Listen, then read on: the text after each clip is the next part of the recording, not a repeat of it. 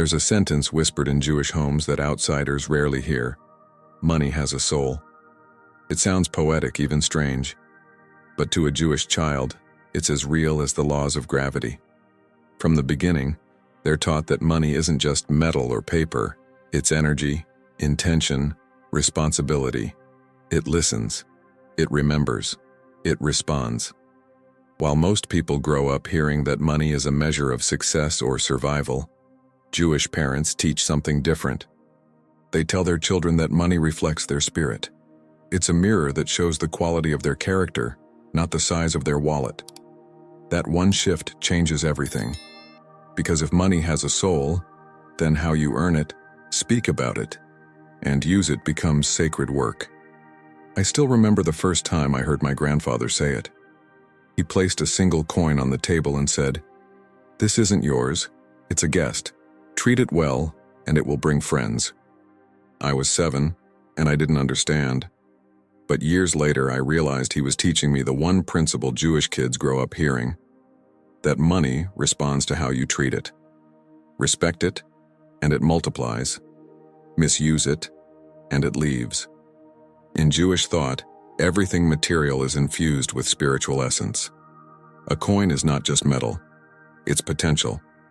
A transaction is not just business, it's an exchange of blessings.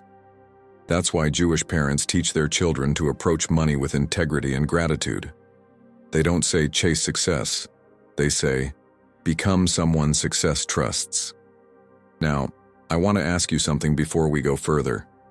Think back to your childhood. What sentence did your parents or grandparents repeat about money? Maybe it was a warning, maybe a hope. Write it in the comments below. Because that phrase, simple as it sounds, has been shaping your relationship with abundance your whole life. And by bringing it into the open, you begin to see your hidden beliefs, the ones directing your financial destiny from the shadows. Jewish wisdom says the world was created with words. Every syllable carries vibration. Every phrase creates movement in the unseen. So when you say, "Money is hard," or "I'll never have enough," the universe listens. It records. It aligns circumstances to confirm your statement. And the opposite is true as well. Words of gratitude and responsibility open invisible gates. This is why Jewish parents choose their language with such care. They speak blessing over the things they value. They remind their children that words are tools, tools that build, not break. And just as they use them to shape faith and family, they use them to shape their future. Because at the core of Jewish prosperity lies not ambition, but awareness. The understanding that how you speak to money is how money speaks back to you. And to understand how this ancient principle truly works, we have to start where all creation begins. Not with wealth itself, but with words. In Hebrew, every word carries weight. The language itself doesn't separate the physical from the spiritual. It fuses them. The word for thing and word share the same root, davar. That means a word is not only a sound, it's a substance. When you speak, you are shaping matter. That's why Jewish parents teach their children that speech and money are bound by the same law. Both create, both destroy, both reveal what's hidden inside the heart. There's an old teaching from the Talmud. Life and death are in the power of the tongue. It's more than metaphor. In Jewish homes, children grow up hearing that their words either invite blessing or block it. Every conversation becomes a quiet act of creation. That's why you'll rarely hear someone in a traditional home say, "I'm poor," or "I can't afford that." Not because they're pretending, but because they know that the universe takes words literally. My grandmother used to say, "The angels don't understand sarcasm." When you say, "I'm broke," even as a joke, heaven doesn't laugh. It listens. It takes your declaration as truth. So instead, Jewish parents teach phrases of movement.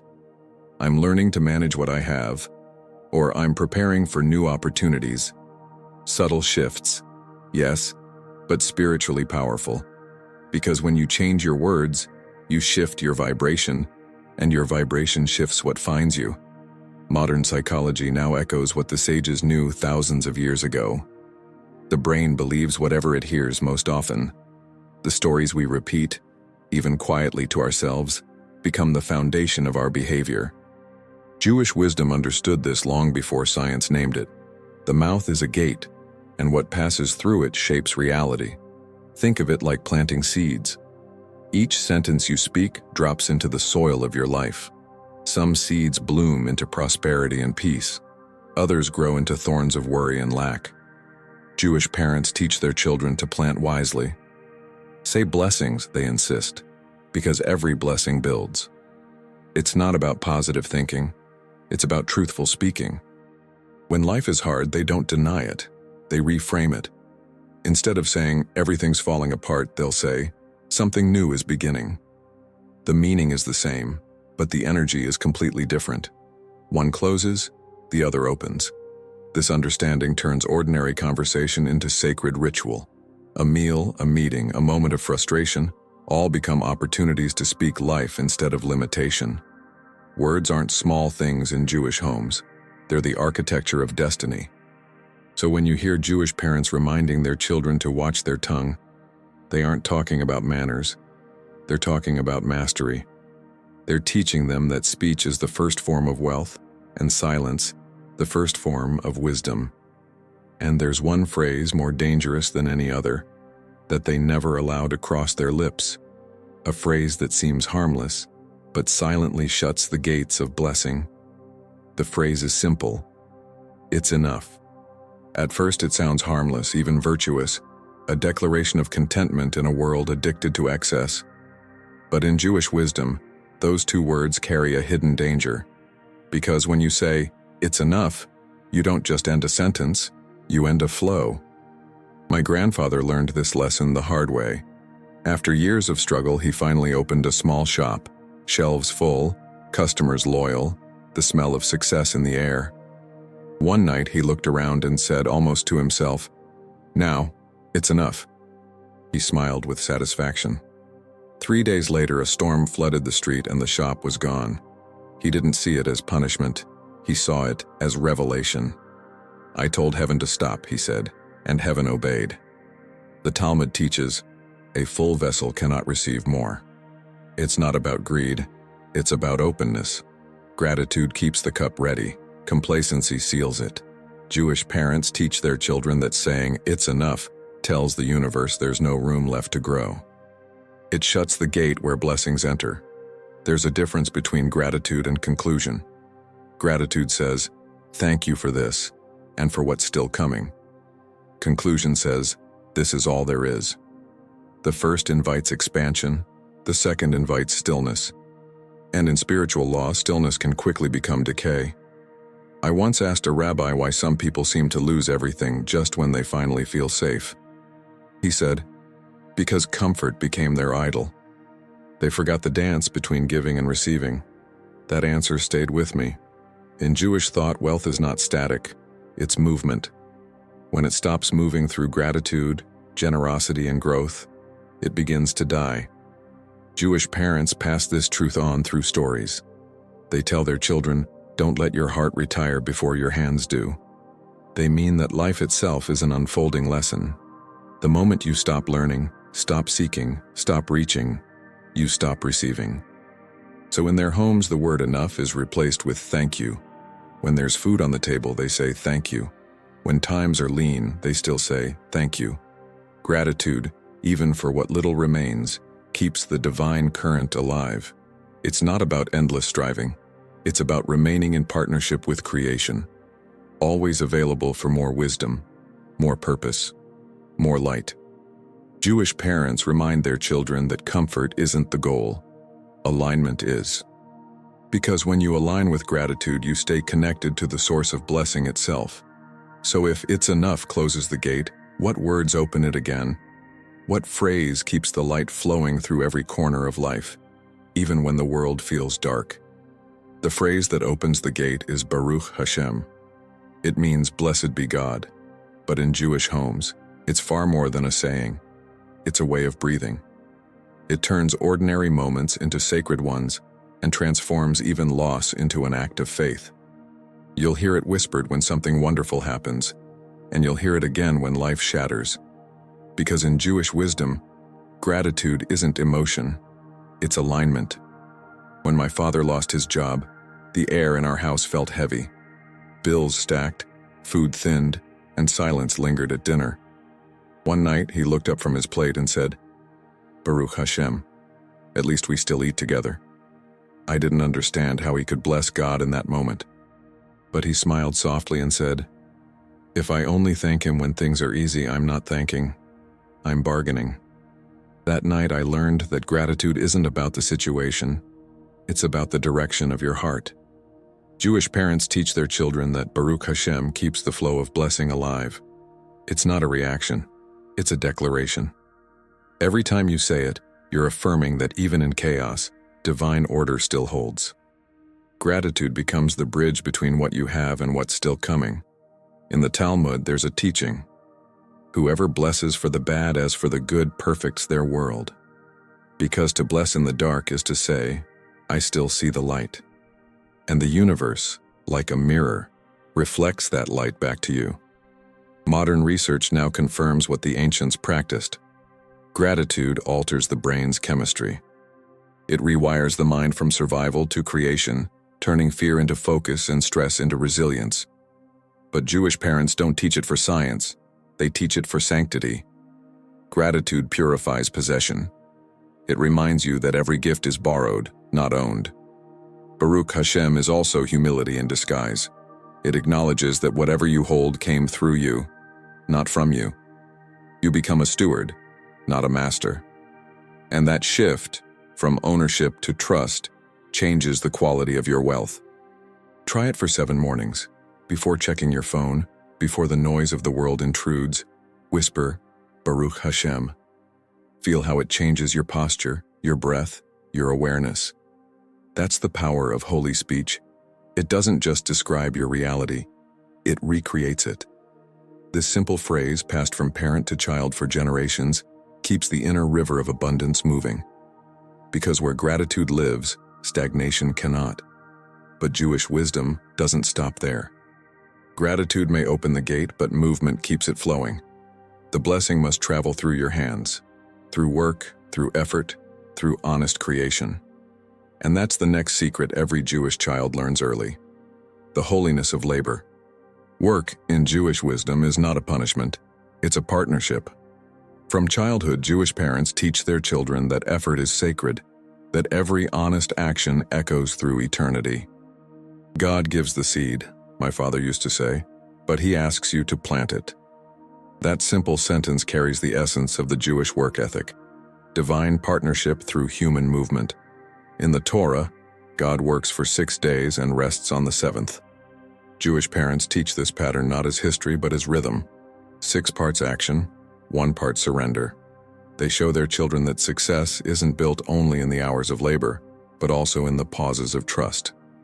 The Sabbath Shabbat is not a break from creation, it's a reminder of why we create. It's how motion and stillness dance in balance. I once met an old tailor named Eli in Jerusalem. His shop was small, his hands rough from decades of stitching, but there was something luminous in the way he worked. Before threading his needle, he would whisper, "Bless these hands." I asked him once why he prayed over fabric. He smiled and said, "Because if I make clothes with bitterness, someone will wear my pain, but if I sew with gratitude, they'll wear light." That's what Jewish parents mean when they tell their children that work is holy. It transfers energy. In Jewish thought, labor is not about survival, it's about sanctification. Every act of creation, from baking bread to writing code, can become an altar when done consciously. That's why laziness is seen not as weakness, but as disconnection. When your hands stop, my grandfather would say, your blessings wait. Movement signals readiness. Readiness attracts provision. But Jewish wisdom also warns against the other extreme, the idolatry of overwork. When you believe that everything depends on your effort, you forget who truly provides. That's why Shabbat exists, to remind the worker that control is an illusion. Rest is not laziness, it's trust in divine timing. Children grow up watching their parents live this rhythm: 6 days of sacred effort, one day of surrender.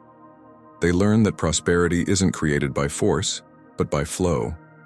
Diligence opens the gate, rest keeps it balanced.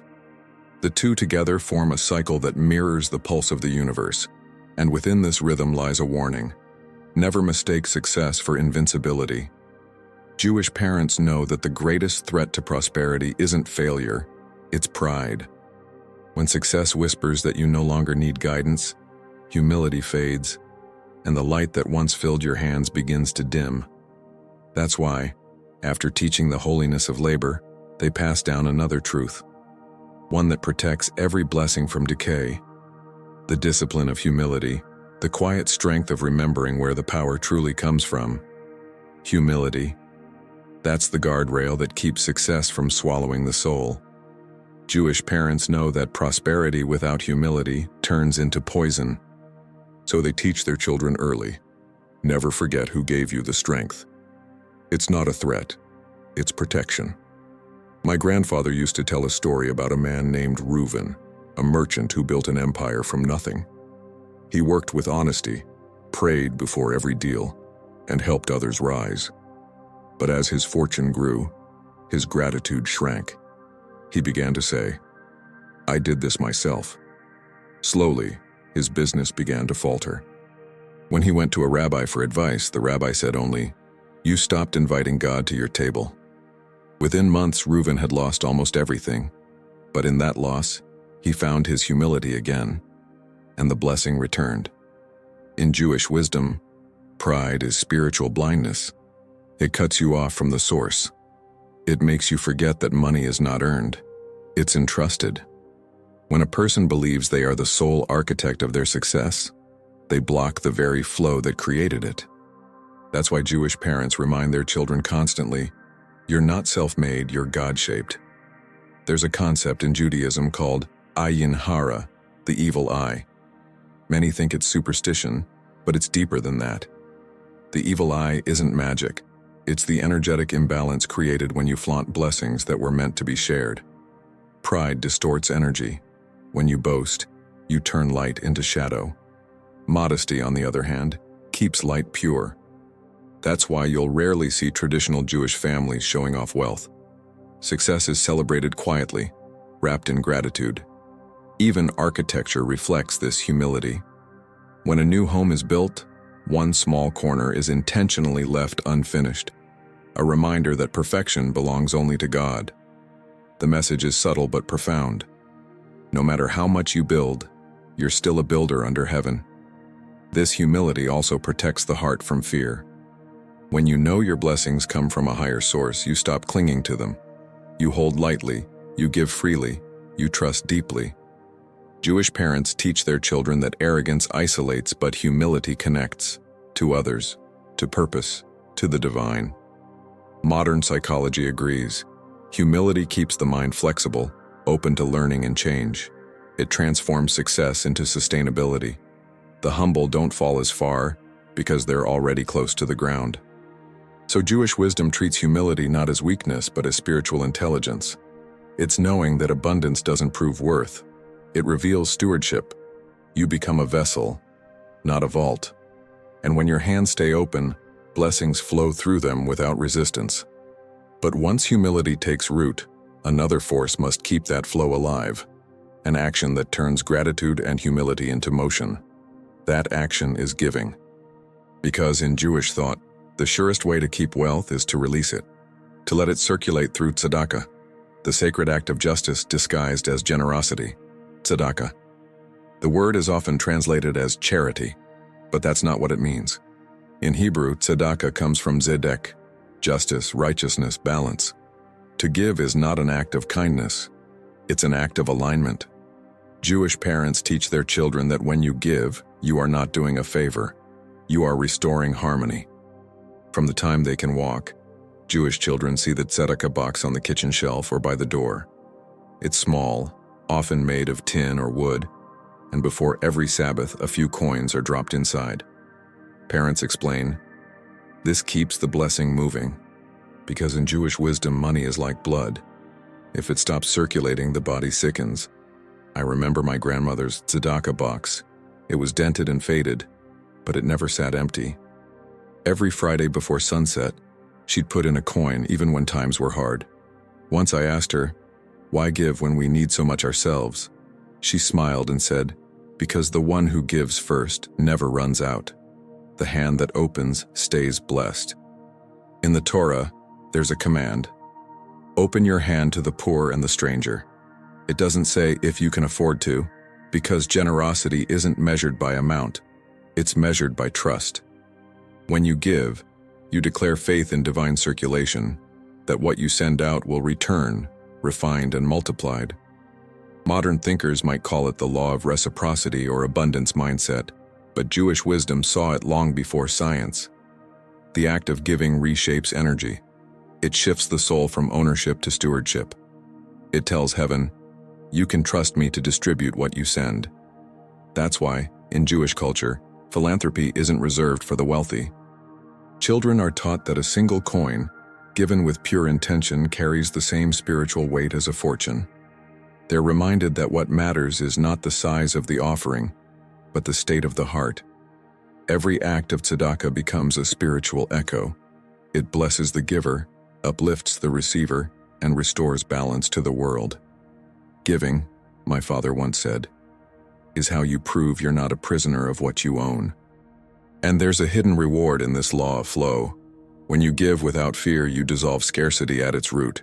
You remind the universe that you understand its rhythm. Everything moves, everything returns.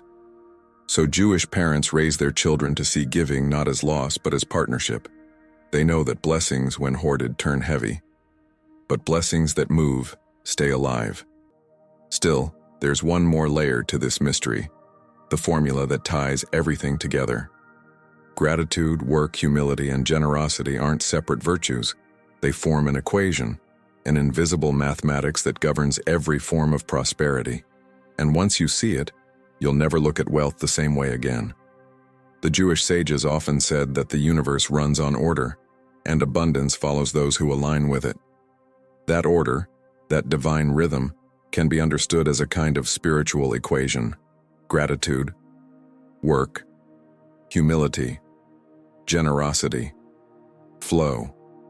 Each part feeds the next, forming a complete circuit that allows blessing to move freely through your life. Jewish parents don't teach this formula in lectures or textbooks. They model it. You see it in their daily rituals, blessing the food before eating, working with diligence, celebrating success quietly, and giving consistently. Without ever naming it, they show that prosperity isn't random. It's rhythmic. When you honor that rhythm, you attract more than money. You attract peace. The Torah reminds us, it is God who gives you power to get wealth. Notice, it doesn't say wealth itself. It says the power to get it. That means abundance isn't a gift you receive once. It's a current you must learn to manage. Gratitude charges it. Work channels it. Humility purifies it. Generosity keeps it alive. Each time one of those elements is neglected, the equation falters. Gratitude without work becomes passivity. Work without humility becomes pride. Humility without giving becomes fear. Giving without gratitude becomes performance. Jewish parents teach their children that balance is the real secret, not the intensity of one virtue, but the harmony among them all. When my father taught me to save money, he didn't hand me rules, he handed me perspective. Every coin, he said, has 4 sides. One reminds you to say thank you. One reminds you to earn it cleanly. One reminds you to stay humble. And one reminds you to give it back. I didn't realize it then, but he was teaching the same formula, in metal form. This equation also explains why people with the same income can live entirely different lives. One person's money brings anxiety, another's brings joy. It's not the numbers, it's the energy. If the 4 forces flow together, life feels abundant. If one is blocked, life feels heavy. Psychologists now echo what the sages wrote millennia ago. Emotional balance, ethical work, and consistent giving all correlate with long-term happiness and stability. But Jewish wisdom always knew emotional health and financial health are the same river. One simply reflects the other. So when Jewish parents speak to their children about money, they're really teaching the laws of life itself, how to keep things moving, how to let go when it's time, and how to hold without clinging.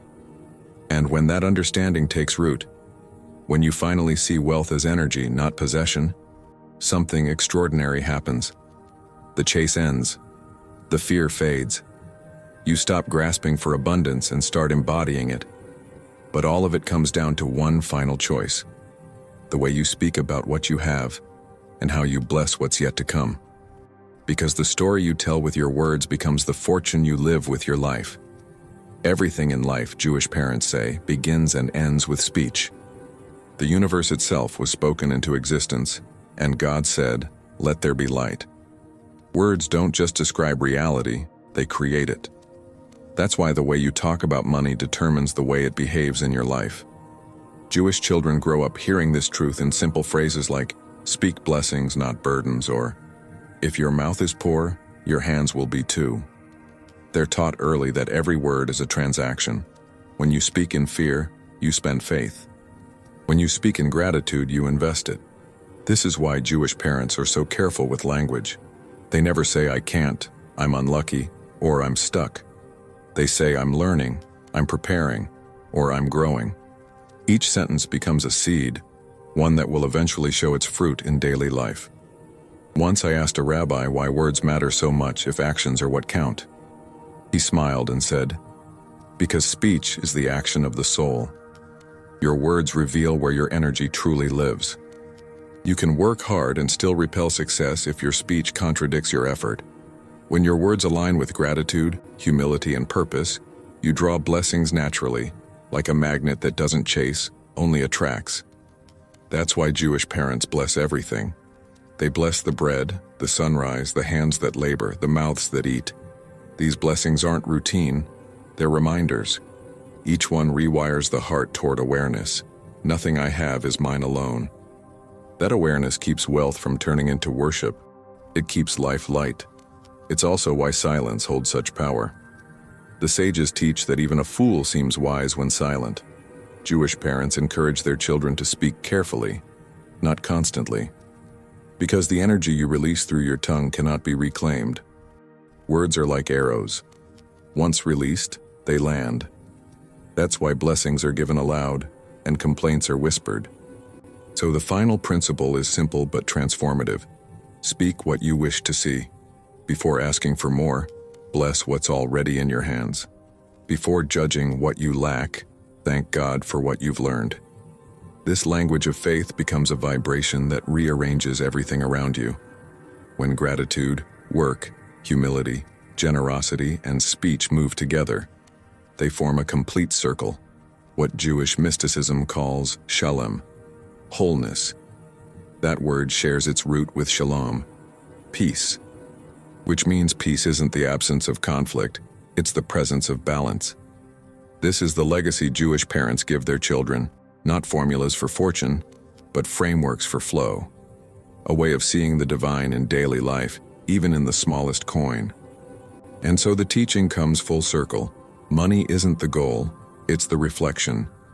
When your heart speaks light, your life shines it back. But before we end, there's one final blessing, a reminder whispered through generations, about how to keep that light alive, not just in wealth, but in every word that leaves your lips.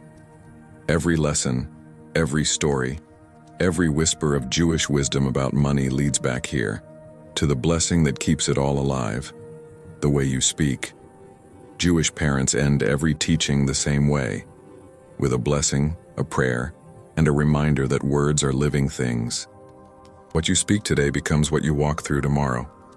They tell their children, don't just talk about your life, bless it. Say, Baruch Hashem, I'm learning, when you struggle. Say, Baruch Hashem, I'm growing, when you succeed. Because gratitude isn't just what you feel. It's what you say aloud that anchors it in reality. The tongue is both brush and seed. It paints your world and plants your future. Jewish parents know that the difference between scarcity and abundance is often just vocabulary. A person who says, I'm unlucky, closes heaven's door without knowing it. A person who says, I'm being prepared invites grace to work. Language isn't decoration, it's direction. Each word is a compass, and it points your spirit either toward light or away from it. In the book of Proverbs it says, "A man's stomach is filled with the fruit of his mouth. From the harvest of his lips he is satisfied." That's why Jewish homes are filled with blessings. Before eating, before traveling, before working, even before sleeping, there is a blessing. Each one is a small act of spiritual maintenance, keeping the soul tuned to the right frequency. And this isn't just ritual, it's rhythm. It keeps life from drifting into complaint or fear. When you bless often, you begin to see more to bless. Gratitude expands perception. The world looks different to those who speak light. Jewish parents also remind their children that blessings grow through sharing. That's why they'll say, "Send light to 3 people today," because a blessing that isn't shared begins to fade. So if this message reached you, don't keep it, pass it on. Not for recognition, but for restoration. Each time a word of wisdom travels from one soul to another, the world tilts a little more toward balance. At the end of every gathering, it's tradition to close with words from Numbers. May the Lord bless you and guard you. May his light shine upon you and grant you peace. This isn't farewell, it's continuation. It means, carry this light forward. So, when you wake tomorrow, speak your world into alignment. Say aloud, "Baruch Hashem, I'm growing. I'm grateful. I'm ready." Because abundance doesn't start in the bank, it starts in the breath. Money will listen to your voice, just as creation listened to his. Speak with purpose, bless with honesty, give with joy, and you'll find that every word you release returns to you multiplied, carrying the same light you sent out. And in that sacred exchange, you'll finally understand the ancient secret Jewish parents have always known, that the richest life begins not with what you have, but with what you say.